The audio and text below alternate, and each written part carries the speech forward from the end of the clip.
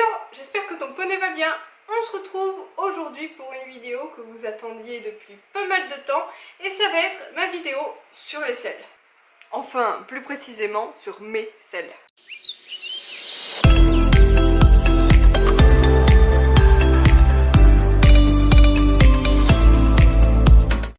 Pour que les choses soient claires dans cette vidéo, je ne vais pas vous faire un cours de saddle fitting ou de quoi choisir comme selle et comment. Ça va plus être la façon de comment j'ai trouvé mes selles, pourquoi j'ai choisi celle-ci, et de vous les présenter un petit peu plus en détail, ainsi que le matériel que je leur ai choisi.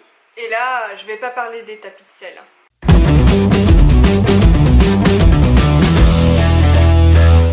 Vous le savez, en 2018, j'avais pour idée de changer de selle puisque la Letec que j'avais achetée pour le débourrage des lions nous convenait à peu près, en tout cas elle fitait plutôt correctement sur les lions.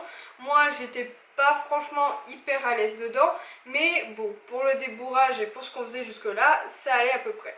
Seulement en 2018, j'avais vraiment envie de m'offrir une bonne selle et qui aille également à mon poney dans le but de nous suivre, en tout cas les prochaines années, et d'avoir quelque chose d'un petit peu plus technique et qui me corresponde un petit peu plus, tout en n'oubliant pas les caractéristiques physiques de poney. Et avouons-le, j'en ai quand même essayé pas mal des selles, que ce soit avec ou sans poney, c'est-à-dire simplement sur un cheval d'arçon, que ce soit moi qui monte dessus et qui me rende compte si je suis bien ou pas dedans, mais d'un autre côté aussi simplement à poser certaines selles sur le dos du poney et à me rendre compte que non, niet, on ne peut pas monter avec une selle qui lui va aussi mal. Je reviendrai là-dessus, mais j'ai la chance de bosser pour une entreprise dans laquelle forcément je vois pas mal passer de selles et ça m'a permis de me rendre compte de ce que je voulais, de ce que je n'aimais pas, etc., etc., et de faire quelques essais également. Je vous passe le fait que j'ai également été chez Pad quelques fois et que l'incompétence des vendeuses m'a juste fait halluciner. C'est sans prétention et plutôt avec un certain désarroi que je vous dis ça. Parfois il m'arrive de connaître mieux les produits que les personnes qui sont dans ces magasins.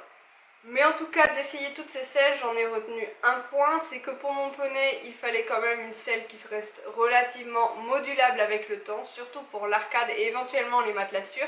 C'est le choix que j'avais fait avec la Letec, mais c'est vrai que j'ai voulu continuer dans cette idée, mais aussi, et c'est là que ça s'est compliqué, que les selles mixtes ne me convenaient pas. Je suis plutôt petite, j'ai des petites jambes et généralement les selles mixtes, parce qu'elles sont mixtes, sont faites avec des quartiers plutôt longs. Et c'est vrai que quand je chaussais en longueur obstacle, et ça a été le cas par exemple avec Wintec et leur selle mixte, et ben je me retrouve avec les quartiers au milieu des chevilles.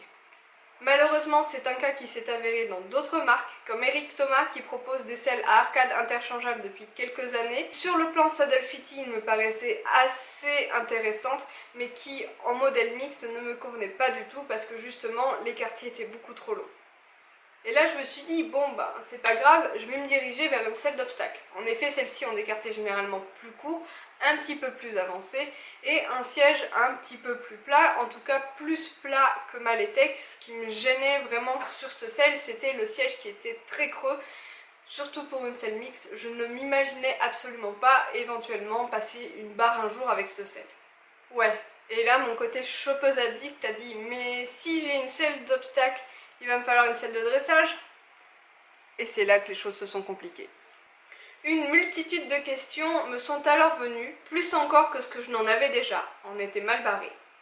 Quel type de selle de dressage? Quel type de selle d'obstacle? Du synthétique, du cuir, du modifiable, du sur-mesure? Bref, ça a été un sacré bordel pendant quelques mois. Sans compter qu'à un moment donné, je passais ma vie sur les sites de petites annonces et que ça finit par devenir obsessionnel. C'est ainsi que je suis partie sur l'idée de me trouver en priorité une selle de dressage. C'est vrai que je fais principalement du plat avec Elion et que ma foi, si je ne trouvais pas de selle d'obstacle tout de suite, je pourrais toujours utiliser la Letec pour tout ce qui est pratique mixte de barre au sol, de cavaletti, etc., etc. Même si on n'y est pas encore. Depuis le début, j'hésitais entre trois modèles de selle. La Tecna, la Wintec Contour Block et la Wintec Isabelle que tout le monde adule. Le problème de cette dernière, c'est qu'elle est quand même bien chère, même si c'est du synthétique. La première, les avis étaient plutôt positifs, mais j'étais tout de même plutôt sceptique sur le système d'arçon Tecna, puisque certes, ça allait à mon poney jusque-là, mais que ces derniers mois, j'avais remarqué quelques inexactitudes. Enfin, la Contour Block me vendait littéralement du rêve. Elle était trouvable à un prix plutôt abordable en occasion, mais elle était dispo qu'en noir. Et ouais, moi j'avais envie d'une selle de dressage marron. Il faut que vous sachiez que toutes les selles Wintec, même celles de dressage, sont généralement vendues en marron et en noir. Sauf qu'en France, Ekia, donc le distributeur qui nous revend Wintec, ne les propose pas de ces couleurs. Même les selles d'obstacle ne sont qu'en noir. Et je trouve ça d'un débile, surtout pour des selles d'obstacle. Encore, le noir en dressage, ça reste assez académique, mais le noir en obstacle, c'est une aberration. Bref, passons. Du coup, je m'étais un petit peu rabattue sur la Tecna, en lui trouvant les points positifs que je connaissais déjà la matière, qu'elle avait le système d'arcade interchangeable, et qu'elle était plutôt bien modulable aussi pour le cavalier, ce qui est pas mal pour débuter le dressage. Et là, oh miracle, sur eBay en Angleterre, je trouve cette petite Wintec Contour Block en marron. Alors certes, elle était un petit peu plus chère que le budget que je m'étais fixé pour une selle en France, mais bon, je la voulais vraiment pas noire.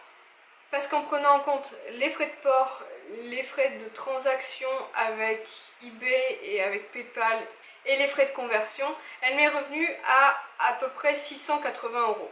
Sachant que la selle neuve vaut 1100 € à peu près, bon, on est quand même sur du moitié prix. L'avantage de la Wintec par rapport à la Tecna, c'est vrai, c'est qu'il y a quelques années, j'avais déjà eu l'occasion personnellement de la tester, certes pas sur Elion, et que je savais que je me sentais bien dedans. Pour ce qui était de la Tecna, il était presque absolument impossible pour moi de l'essayer avant de l'acheter. Donc encore une fois, c'est quelque chose qui pesait dans la balance pour la Wintec. Mais j'étais tellement contente de trouver ce modèle de selle en couleur marron, surtout que j'adore la couleur marron de Wintec, que j'ai pas hésité une seule seconde. Une fois reçue, j'ai bien sûr essayé cette petite selle à Elion qui, après quelques réglages, puisque ce sont des selles à arcade interchangeables, lui allait juste à la perfection. C'est un truc de dingue, j'ai jamais vu une selle, à part celle-là, lui aller si bien, surtout au niveau des matelassures. Ça prend vraiment la forme de son dos et c'est ce qui me plaît sur cette selle. En conséquence, eh bien, je me suis dit pourquoi ne pas aller vers la même marque pour la selle de saut. Sauf que oui, j'avais acheté une selle synthétique pour la selle de dressage puisque la matière effet peau de pêche de la Wintec était plutôt bien réputée pour cette discipline puisque c'est une matière qui agrippe bien et donc qui nous maintient bien dans notre selle, surtout dans les allures assises. Par contre en obstacle, il en était absolument hors de question. Le cuir et moi, c'est une histoire d'amour. Désolée pour les véganes, mais vraiment j'aime trop faire mes cuirs, m'en occuper, en prendre soin et l'esthétique de cette matière pour n'avoir que des selles en synthétique. C'était niet. Du coup, tout naturellement, je me suis tournée vers Bates pour la selle d'obstacle. Du coup, j'hésitais entre deux modèles. Un premier modèle que j'avais déjà essayé chez Pad et qui me plaisait plutôt bien, qui était la Elevation Dipsit. Donc c'est une selle plutôt creuse, mais quand même une selle d'obstacle, quoique la vendeuse chez Pad la vendait comme selle mixte. Et un autre modèle qui lui était beaucoup plus axé obstacle, puisque le siège est plus plat, mais qui malheureusement n'est plus commercialisé par Ekia, oui, encore eux, depuis un peu plus d'1 an. Il s'agissait de la Base Caprilli Close Contact. Donc encore une fois, longtemps, j'ai traîné sur Le Bon Coin et d'autres sites de vente de matériel d'équitation d'occasion, sans grand succès. J'avais pas un très gros budget étant donné que je venais d'acheter la selle de dressage. Il y en avait des noires, il y en avait des trop petites, il y en avait des trop grandes, mais jamais vraiment ce dont j'avais besoin. Et puis un jour, encore une fois, je me suis perdue sur eBay Angleterre, c'est une vraie mine d'or, et j'ai trouvé la Bates Caprilli Close Contact pour grosso modo, en faisant la conversion, 650 €. Je me suis encore pas posé trop de questions, j'ai directement acheté la selle. Alors oui, je sais, une selle ça s'essaye avant de s'acheter. Seulement là, j'avoue que je me suis dit qu'au prix où je la paye, même si elle ne me convient pas ou qu'elle ne convient pas au poney, ma foi, ça pourra toujours se revendre. Je suis du genre à penser que des fois, il faut savoir prendre un peu des risques. Cette selle-là aussi, une fois que je l'ai reçue, je l'ai tout de suite essayée. Elle allait plutôt bien à Lyon, bien que les matelassures, je ne vais pas vous mentir, fit un petit peu moins bien que la selle de dressage. Je lui ai mis l'arcade qui convient et j'ai acheté le matériel pour l'équiper.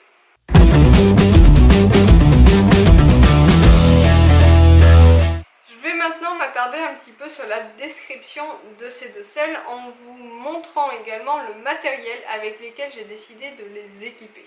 Je vais commencer tout naturellement par la selle de dressage qui, vous l'avez compris, est la Wintec Contour Block en synthétique de couleur marron.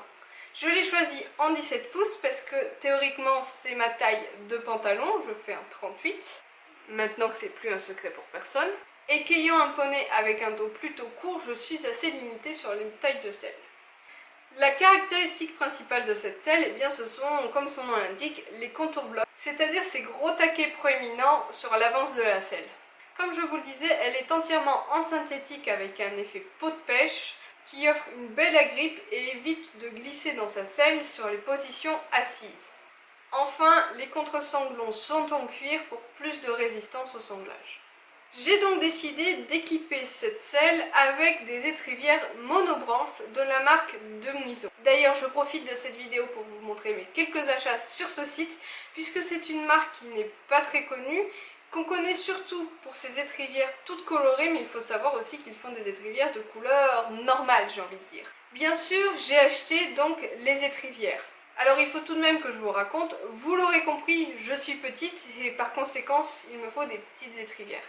J'avais commandé cette paire de dressage en marron, sauf que je les avais commandées en 65, ouais c'est ça, 65 cm, tandis que je les ai plutôt reçues finalement en 75 cm. Et bien sûr, c'était beaucoup trop grand. J'ai même pas pris la peine de les essayer, je les ai simplement comparées à ma paire d'étrivières habituelle. Du coup, je les ai renvoyées et la marque m'a renvoyé une autre paire plus courte. Bon. Je ne sais pas si c'était des prototypes ou que sais-je, mais elles étaient bien différentes de la première paire, puisque celle-ci n'était pas surpiquée en blanc comme la première paire, n'était pas marquée de la marque de Muison le long de l'étrivière et n'avait pas les numéros sur les trous. Je sais pas, j'ai vraiment eu pas de chance sur ce coup-là, parce que dans un sens, on s'en moque un petit peu d'avoir la marque qui est représentée, mais c'est vrai que si un jour je veux les revendre, et ça va être plutôt compliqué. L'avantage, si je puis dire, de ne pas avoir ces surpiqûres blanches, c'est que ça colle un petit peu plus à la couleur de la selle. Avec, j'ai également commandé les protections d'étrier de Muison. J'ai aussi commandé, même si je n'ai absolument pas l'intention de m'en servir tout de suite pour avoir le lot complet, voilà. Donc là, vous voyez, c'est marqué de Muison, donc les étrivières étaient frappées comme ça et avaient le même type de surpiqûre blanche. Là, du coup, mes protections d'éperon font un peu tache avec les surpiqûres blanches, mais bon, ça reste discret. Et enfin, pour le fun, je me suis commandé également leur petit porte-clés en couleur chocolat. Et lorsque j'ai fait l'échange, ils m'ont également offert le petit porte-clés en bleu, assorti à la couleur de ma nouvelle voiture. Avec ça, je me suis également offert les petits étriers Compositi Reflex en couleur chocolat. Je les trouve super jolis de cette couleur. On leur reproche d'être souvent trop légers pour le dressage. À l'heure actuelle, ils me conviennent plutôt bien. Et je dois vous avouer que ce sont des étriers que je ne peux absolument pas utiliser en obstacle. Malgré leur plancher large, le côté articulé me bousille carrément la cheville droite. 30 piges oblige. Pour terminer, j'ai décidé d'équiper mes deux selles de sangle Colgate identiques, sauf qu'il y en a une courte et une longue, mais je vous en reparlerai un petit peu après en vous expliquant ce que j'ai choisi pour la selle d'obstacle. Parlons donc maintenant de ma selle d'obstacle. Alors comme je vous le disais, il s'agit de la Bates Close Contact, qui est une selle d'obstacle avec un siège supposément plutôt plat et qui a des quartiers standards. Parce qu'effectivement, ailleurs qu'en France, puisqu'en France on n'a pas le choix, ce sont des modèles de selles dont on peut choisir le type de quartier. Enfin, en tout cas, c'est ce qui est dit sur le site de Bates. Sincèrement, j'hésitais beaucoup entre les deux types de sièges, plutôt creux, plutôt plat, mais je me suis souvenu que le siège creux, c'était ce qui me gênait vraiment dans ma selle mixte actuelle, donc j'ai préféré choisir la deuxième option. L'un des critères principaux également de ce choix de selle, c'était d'avoir un modèle sorti après 2010, puisque les modèles d'avant n'étaient pas équipés du système dans lequel on peut mettre les petites cales Wintec et Bates pour fitter exactement la selle comme on en a besoin. J'en ai pas parlé pour la selle de dressage, mais ce sont des selles équipées du système Care, c'est-à-dire que ce sont des coussins en air qui vont avoir un vrai travail d'absorption des chocs sur le dos du cheval. Il y a des personnes que ça gêne, mais moi franchement, j'ai absolument pas senti la différence. Pour en revenir à la Bates, je l'ai également choisie en 17 pouces. J'ai changé l'arcade de la noire vers la rouge, qui est l'arcade large me semble-t-il, et là ça tombe pile poil bien comme il faut. C'est une selle qui est munie de taquets repositionnables à scratch. Pour cette selle-là, j'ai décidé de garder les étriers feeling à plancher large et en aluminium que j'ai depuis une bonne grosse année. Ils vieillissent pas très bien, mais ma foi, ils me conviennent plutôt bien, surtout en chaussons courts. Je ne suis absolument pas gênée par aucune douleur en portant ces étriers. Par contre, ça a été une nécessité vitale de changer d'étrivière puisque j'avais les étrivières Fuganza avec un côté en nylon qui abîmait littéralement les quartiers de la selle. Comme vous avez vu, ils sont déjà un petit peu abîmés. Rassurez-vous, c'est absolument normal que le cuir d'une selle à cet endroit-là qui subit des frottements se patine, mais j'avais vraiment pas envie de les abîmer davantage. Et pour terminer, j'en ai parlé vaguement tout à l'heure, j'ai donc acheté des sangles de marque Collegate, voilà le nom de la marque, sur l'une et l'autre de mes deux selles. Comme vous le voyez, ce sont des sangles avec une forme assez particulière puisque ce sont des sangles déportées. C'est-à-dire que Elion ayant un passage de sangle plutôt étroit et en avant par rapport à là où repose la selle, c'est vrai qu'une sangle droite vient tirer la selle vers l'avant et la déséquilibrer, tandis qu'avec ce type de sanglage, eh bien on ne va pas avoir ce genre de problème. Mon seul regret, si je puis dire, c'est d'avoir choisi cette sangle-là en 110 cm alors qu'elle est élastique des deux côtés. Finalement, je me dis que 105 cm aurait largement suffi. Voilà pour l'histoire à propos de mes deux selles. La prochaine étape, c'est la validation par un saddle fitter. Je pense que je le ferai venir à l'automne. J'espère que cette longue vidéo tant attendue t'aura plu. Je fais plein de papouilles à tamponner et je te dis à très bientôt dans une prochaine vidéo.